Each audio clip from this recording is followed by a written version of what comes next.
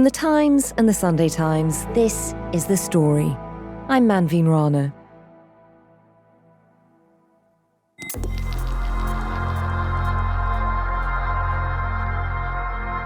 It started as a trickle, but pretty soon, it felt like everyone was at it. The election is creating an earthquake in the social media universe. People are searching for an alternative to X, the platform owned by Elon Musk. A roll call of celebrities left in disgust. Barbra Streisand, Ben Stiller, Jamie Lee Curtis, Stephen King, and then The Guardian newspaper announced that it had tweeted its last. If the exodus is now well underway, where in the world of social media are people heading to? Social media platform Blue Sky, a competitor to X, has gained millions of followers in the weeks following the presidential election. According to Blue Sky, its traffic is up over 500% since November 5th. Have our social media habits changed for good, or is this a momentary tiff? And how much influence can Elon Musk still exert over the national discourse?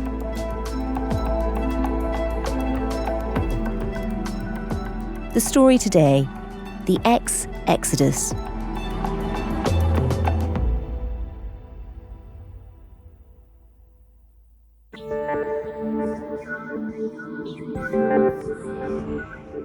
Well, Danny, would you mind just introducing yourself again? I am Danny Fortson, the West Coast correspondent for the Sunday Times out here in Silicon Valley. And Danny, as a Silicon Valley denizen, as an expert in all things tech, I imagine you were an early adapter to Twitter. Just describe for us what it was like when you first joined. A couple things. I've been on Twitter for a long time, but I wouldn't say I was an early adopter. I think part of the thing about being a tech journalist is you have to kind of be aware of everything, but also you have this kind of inbuilt skepticism because out here, you have 1,000 ideas people are coming up with every day, and you never know which one's going to work. I kind of lurk in the background. I'll set up an account and then just kind of watch as things develop. But it's really, going back to the early days of Twitter, it was a fascinating place. It was kind of like this new thing. One of the taglines they use now is, where the news happens or something like that. And that's felt very much what was happening. So it was an exciting new thing that felt like nothing we had ever seen before. And it was a really pleasant place to be. People made friends on Twitter, people they would never have met in real life. People found shared passions and interests and all sorts of weird bits of expertise. Just describe what it's like when you log on now. It's really hard because, again, as a journalist, you want to be like, well, I don't want to just go on what they call out here anecdata. But it does feel like there's been a qualitative difference in the experience since Elon Musk took it over 2 years ago. You see a lot more Elon Musk. They've actually changed the algorithm to make sure that his posts are more prominent. It has kind of changed to reflect his id almost. It's become more right. It's become a bit less balanced. And you have started to see people just leave and leave noisily because they're saying this isn't as nice a place, for lack of a better word, as it used to be. I agree with you sort of in terms of anecdata. I sort of feel like it's always a bit sort of shouty and toxic now in a way that it didn't used to be. As you say, people are leaving. When did you really notice this exodus? Well, so I think, controversially, that this exodus, as people are calling it, is overblown. Because the thing about social media, which is so fascinating as a business, is that it's incredibly sticky. Because a social network is only as good as the people who are on it or the number of people who are on it. And depending on whose data you trust, X has several 100 million people on it. And if you are a journalist, a politician, a celebrity of a certain type, if you want to get your message out, get it out quickly and have the most people see it or the people who you want to see it, you're probably still going to use X. And so there have been, again, going back to this idea of anecdata, you have seen people kind of like, I'm out of here. I can't take this anymore.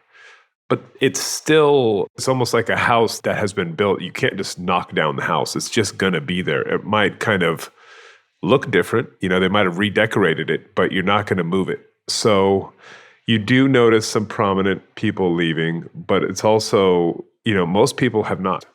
We had a real moment here in Britain where it felt like maybe this was becoming a thing when the Guardian newspaper announced that it was leaving. How much of an impact did that make in America? Did people notice? They did not, bluntly. But I guess that's the thing, right? Let's look at a different social network for a moment, Facebook.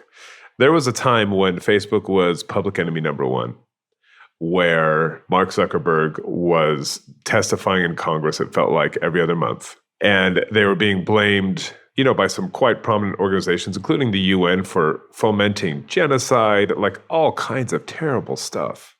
They had a run of bad PR for the ages. They never stopped growing. That website is now used by more than 3 billion people, all of Facebook's, the meta apps together. So it has continued to grow because, again, there's the durability of social networks that I think people really underestimate.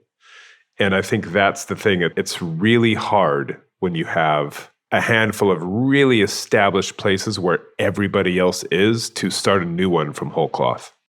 Although, to be fair, with Facebook, we did see there being a big generational shift. Yes. Sort of younger people wouldn't be seen dead there. It's absolutely. It's very passé. I suppose that there is the prospect that could happen with X. In terms of why people are leaving, as we've said, it does feel more toxic than it used to be. But what are the other reasons? I mean, how much is Elon Musk and his politics and the American election playing into this desire for people to leave X? A lot, I would say. His kind of very public conversion from somebody who voted Democrat, wasn't even really interested in politics. I mean, if you went back a few years ago, people wouldn't even know if he was a Democrat or Republican.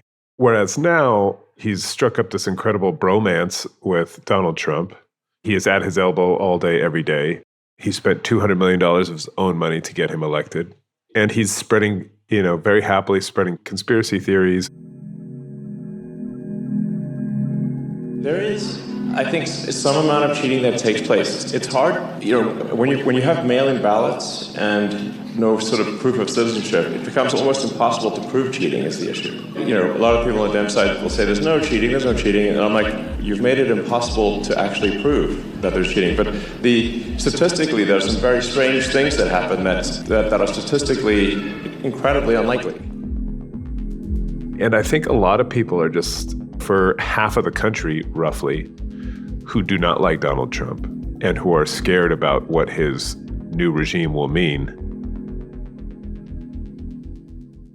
In Musk, they see his chief enabler, and I think they're really turned off by it. Out here in Silicon Valley, everybody has a Tesla. And a lot of people you talk to kind of at parties or whatever at the playground while the kids are playing is like, I got to get rid of this car. And there's actually, really? I saw a great bumper sticker. It said something to the effect of, don't blame me, I bought it before we knew. So clearly there is something about the Musk brand which is contaminating all of his products, and people don't want to be seen to be endorsing his politics by buying into them. Yes. How much of that has played into the way X is working now? We heard about algorithms changing before the elections. I mean, is that part of what's made the experience so much worse for people? Yeah, because I think, it's a private company now, accountable really to no one other than Elon Musk. And just on a practical level, very soon after he took it over, he fired roughly 80% of the employees and contractors. And so you just got rid of all of these layers of people, and you could talk about how good they were at their jobs or some of the decisions they made. But there was a whole infrastructure and kind of scaffolding around trying to make that place kind of a safe and responsible online place. And now all of that scaffolding is gone. And again, because it's a private company owned by the richest man in the world, he wants it to look like a place that reflects his views. And that is what slowly has taken place over these past 2 years. And again, I think it is why people are really starting to think hard about whether they want to continue to spend their time online there when there are plenty of other spaces that are, for some people, less toxic, more pleasant, more fun, to be honest. And it's not just American politics. I mean, he's waded into British politics recently too.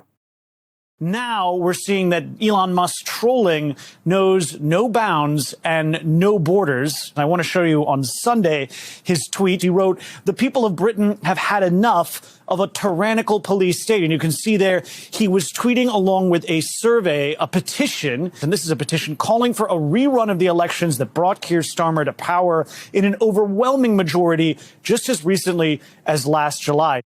Yeah, he seems to be really taking a turn. And I think there's some personal reasons for that. One of his children transitioned. He has talked about that. That sounds like it was a very painful thing and kind of a moment for him. He talks a lot about the quote unquote woke mind virus and transgender issues. And he feels like this is really corrupting a whole generation, starting in his own family. And that is one of the things that's almost radicalized him, to the point where he has gone to these kind of far-right views and really gone all the way in and trying to push back on progressive causes wherever they may be, including in Britain. I mean, he's even been summoned to speak to a select committee for getting involved in things here. Elon Musk is to be summoned by a bunch of two-bit British MPs in the Houses of Parliament. They want the world's richest man to sit before them to testify on the role of X in allegedly spreading the disinformation that Keir Starmer believes caused the summer riots. I mean, is that something you think will happen? I wouldn't be surprised. He really likes the sound of his own voice. And I think there is some kind of theater that might appeal to him of coming through, sitting down in front of a select committee and telling them actually why they're wrong, or that X is actually, as he sees it, the last, bastion of free speech on the internet. I wouldn't bet on it, but I also wouldn't be surprised if he just shows up one day and does it.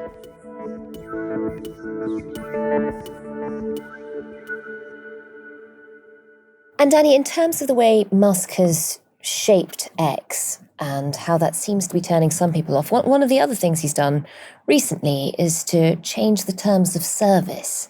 Now, for people who don't watch the small print as it changes, just talk us through what he's changed and why people are annoyed by it. So he's changed a few things. One is that he's changed how the blocking function works. And anybody who's been on Twitter or X knows that this can be quite an important function, because, if somebody is being really nasty, you can block them. And then you'll never see their tweets again, even if they're directed right at you.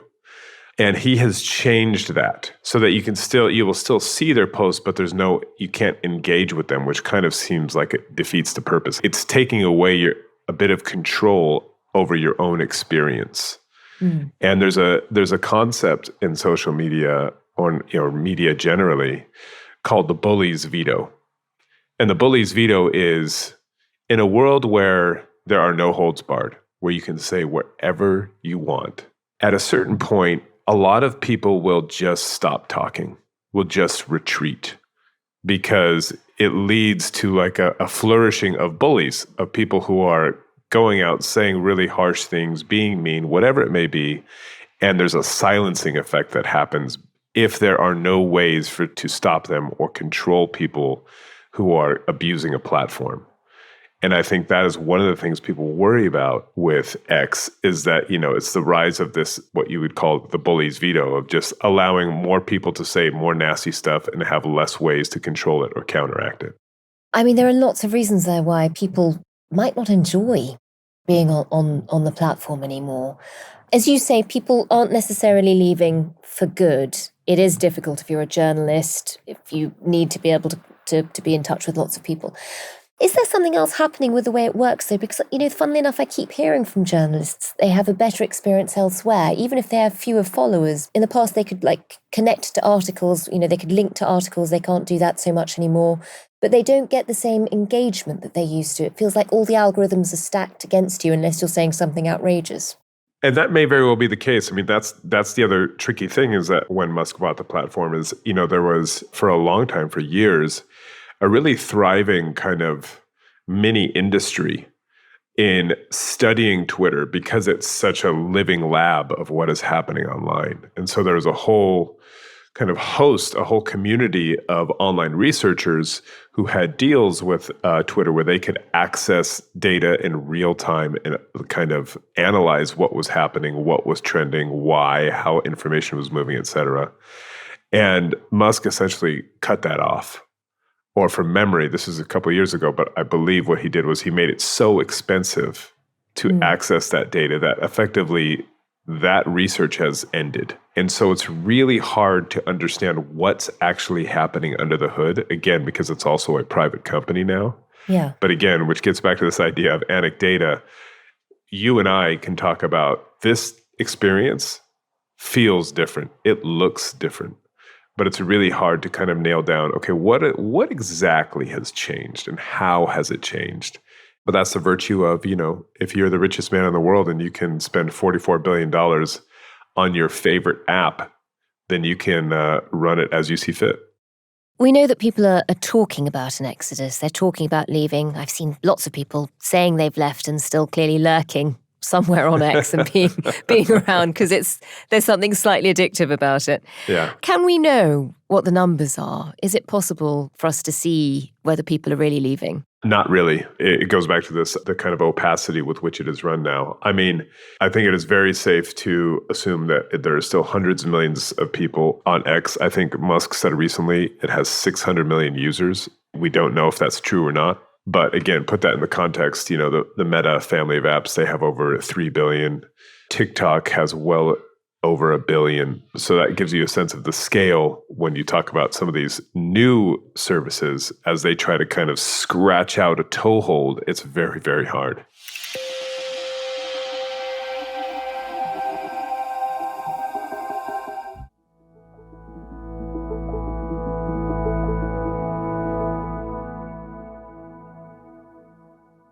Danny, tell us about the new services. Tell us about the people who are leaving.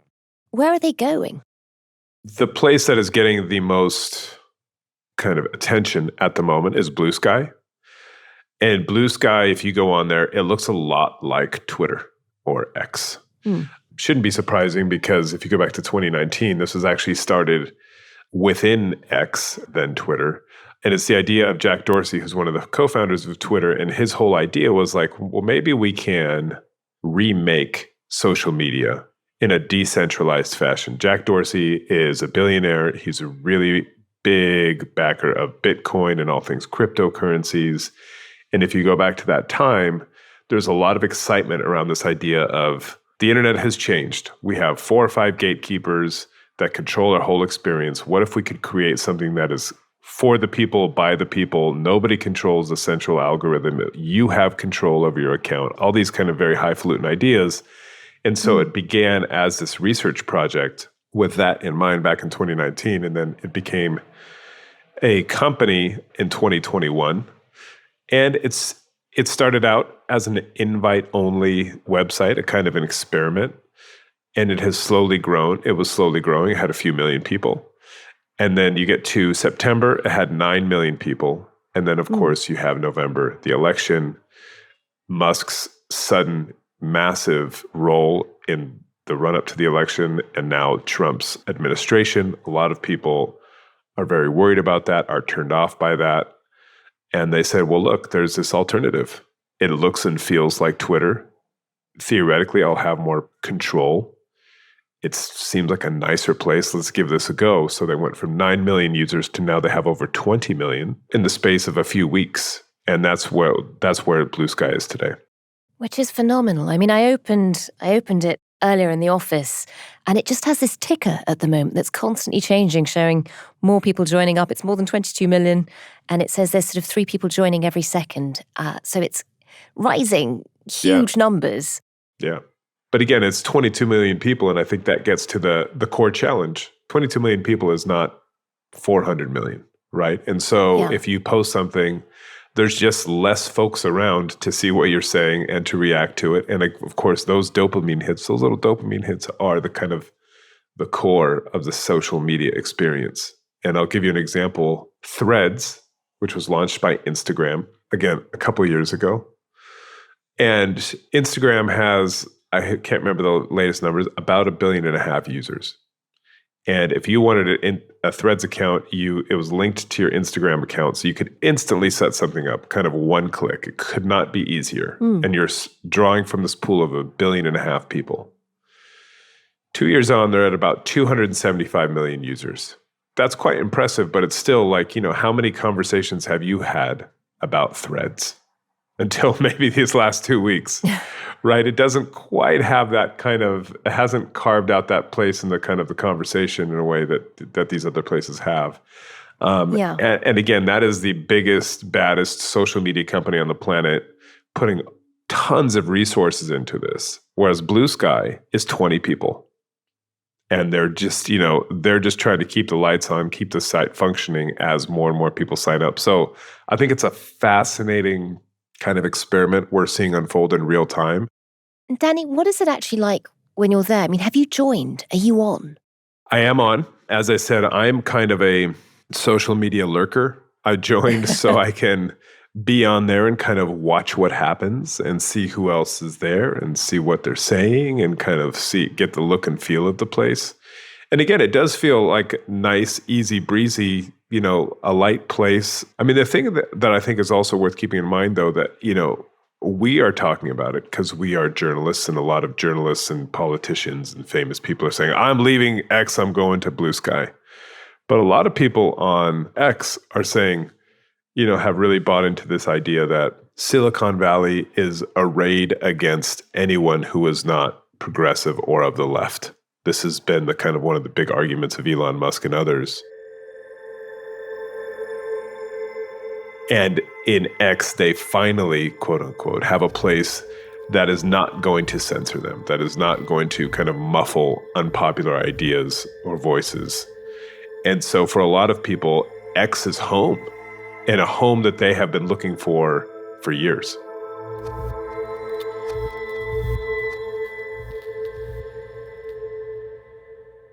I mean, in a way, we did see a bit of this when Twitter banned Donald Trump. Yeah. And we had an entire new platform being set. You had Truth Social, you had places where people of the right basically migrated to from Twitter. It feels like you're sort of having a slightly opposite reaction now with X and people who are more liberal or more progressive going to Blue Sky.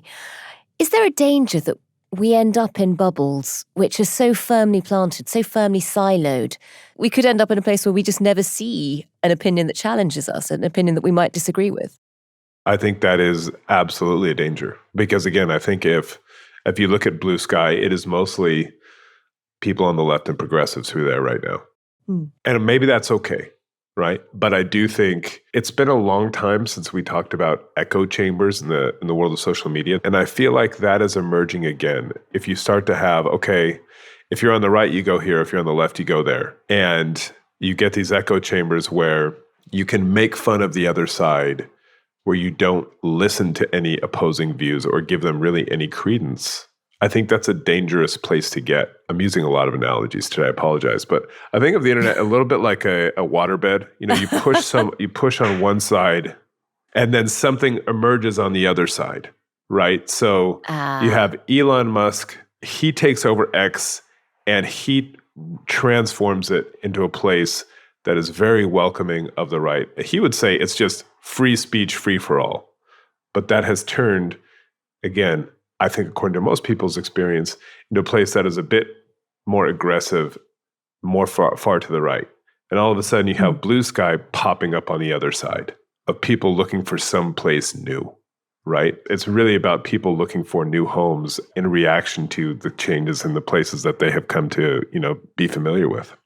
And given that quite often it is the same people who are moving from one platform to another, at what point do you think this will become something X has to worry about? I think they should worry about it now.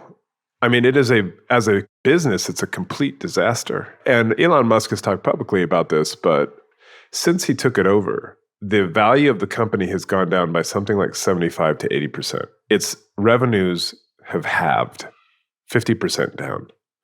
Because again, the problem, the challenge for Twitter always was it was this place for like debate and people getting mad at each other. So maybe he doesn't care how this does as a business. Maybe he sees this as a public service, but we'll see. The question is over time, is that exodus going to continue? Or is it going to be a few people who feel very strongly about this, who are very online and who are leaving? Or is this going to actually become something that has staying power and is going to change, in a way, the complexion of the internet?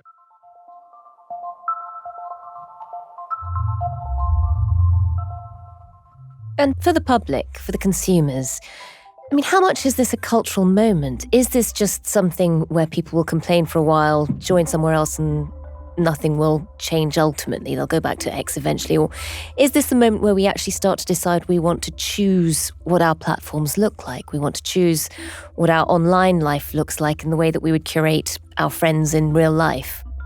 Is this the moment things change? I think it's possible. The thing is about Donald Trump, one of his big messages was, anti-big tech. And I think there is a world in which he is even more aggressive towards Silicon Valley. And his, Federal Trade Commission might try to finish the work that has been started to break up some of these companies. Because it feels like that is the only way, to your question, around things truly changing.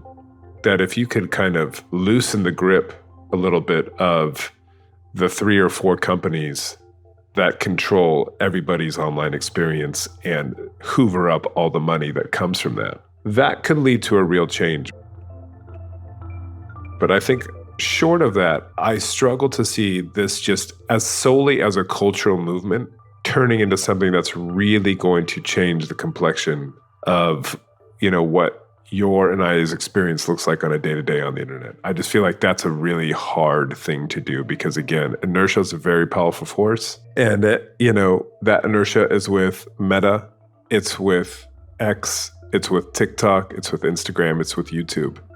To try to carve something out new amongst those very big beasts, that's a very, very difficult task.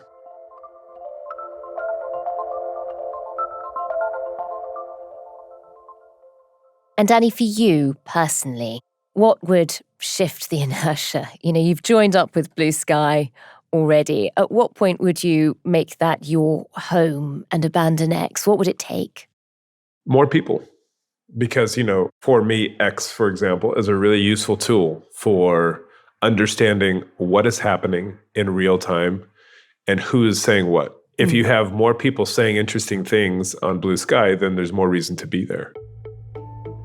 I just question how strong that cultural pull will be of, there's a reaction to what has happened in the election. There's a reaction to what Elon Musk has done. But how many people care that deeply?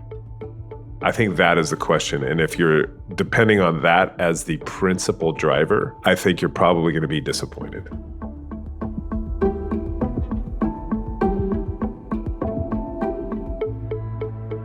That was Danny Fortson, our man in Silicon Valley. You can read all of his stories from there online at thetimes.com. The producer today was Edith Rousselot, the executive producer was Kate Ford, and sound design and theme composition were by Mao Lassetto. If you want to get in touch with us, we're at thestory at thetimes.com, and if you want to leave us a review, please do. We do read all of them. Thanks for listening.